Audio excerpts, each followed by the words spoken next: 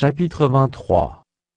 Paul, les regards fixés sur le Sanhédrin, dit homme frère, c'est en toute bonne conscience que je me suis conduit jusqu'à ce jour devant Dieu.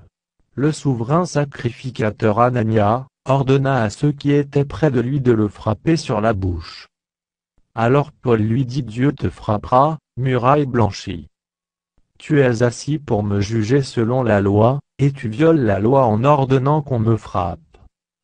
Ceux qui étaient près de lui dirent: Tu insultes le souverain sacrificateur de Dieu.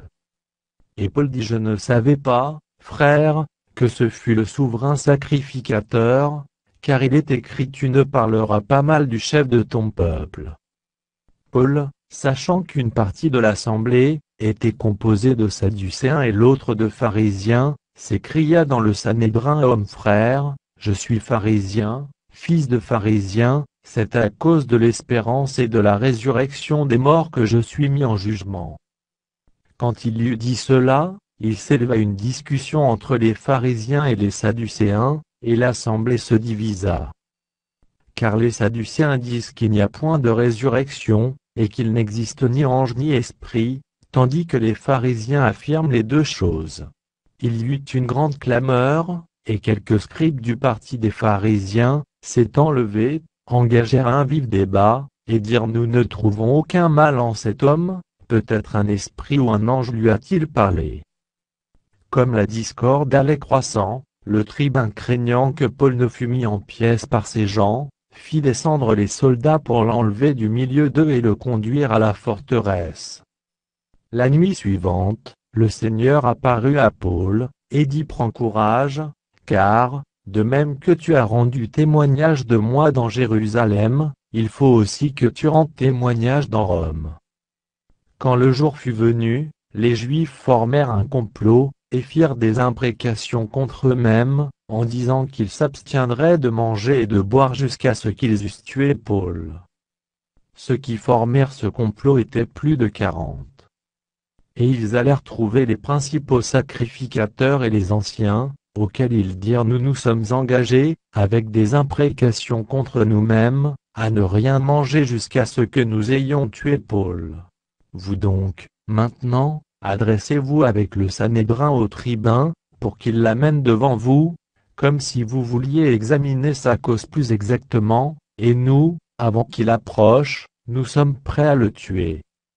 Le fils de la sœur de Paul, ayant eu connaissance du guet-apens, alla dans la forteresse en informer Paul. Paul appela l'un des centeniers, et dit: Mène ce jeune homme vers le tribun, car il a quelque chose à lui rapporter. Le centenier prit le jeune homme avec lui, le conduisit vers le tribun, et dit: Le prisonnier Paul m'a appelé, et il m'a prié de t'amener ce jeune homme, qui a quelque chose à te dire. Le tribun, prenant le jeune homme par la main, et se retirant à l'écart, lui demanda: Qu'as-tu à m'annoncer? Il répondit: Les Juifs sont convenus de te prier d'amener Paul demain devant le Sanhédrin, comme si tu devais t'enquérir de lui plus exactement.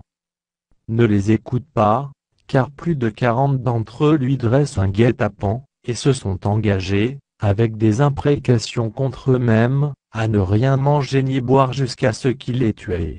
Maintenant ils sont prêts, et n'attendent que ton consentement.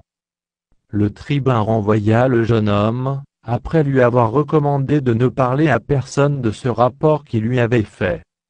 Ensuite il appela 2 des centeniers, et dit: Tenez prêts, dès la 3e heure de la nuit, 200 soldats, 70 cavaliers et 200 archers, pour aller jusqu'à Césarée. Qu'il y ait aussi des montures pour Paul, afin qu'on le mène sain et sauf au gouverneur Félix. Il écrivit une lettre ainsi conçue. Claude Lysia au très excellent gouverneur Félix, salut. Cet homme, dont les Juifs s'étaient saisis, allait être tué par eux, lorsque je survins avec des soldats et le leur enlever, ayant appris qu'il était romain. Voulant connaître le motif pour lequel ils l'accusaient, je l'amenai devant leur Sanhédrin. J'ai trouvé qu'il était accusé au sujet de questions relatives à leur loi, mais qu'il n'avait commis aucun crime, qui mérite la mort ou la prison. Informé que les Juifs lui dressaient des embûches, je te l'ai aussitôt envoyé, en faisant savoir à ses accusateurs qu'ils eussent à s'adresser eux-mêmes à toi. Adieu. Les soldats, selon l'ordre qu'ils avaient reçu, prirent Paul, et le conduisirent pendant la nuit jusqu'à Antipatrie. Le lendemain, laissant les cavaliers poursuivre la route avec lui, ils retournèrent à la forteresse. Arrivés à Césarée, les cavaliers remirent la lettre au gouverneur, et lui présentèrent Paul. Le gouverneur, après avoir lu la lettre, demanda de quelle province était Paul. Ayant appris qu'il était de la Cilicie.